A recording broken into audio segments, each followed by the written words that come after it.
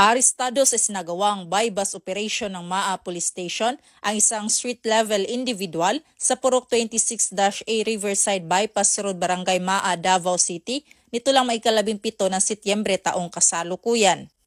Kinilala ni Police Major Elfren N. Barredo, Acting Station Commander ng MAA Police Station, ang suspect na si alias Brad, 31 anyos na residente ng Purok Walingwaling, Buhangin, Davao City.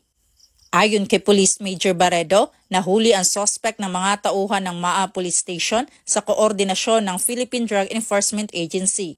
Dagdag pa, nakuha mula sa suspect ang 2 pakete ng hinihinalang shabu na may bigat na humigit kumulang 1.10 grams na may standard drug price na 7,480 pesos, bypass money nagkakahalaga ng 1,000 pesos, personal money worth 100 pesos at isang cellphone.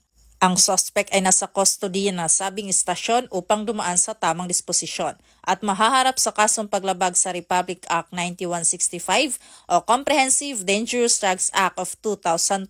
Samantala, ang laban kontra ilegal na droga ay patuloy ng pinapaigting ng Police Regional Office 11 sa pamumuno ni Police Brigadier General Nicolas de los Torre III, Regional Director alinsunod sa kampanya ng Bagong Pilipinas, na panatilihin ang kapayapaan at kaayusan tungo sa kaunlaran ng bansa.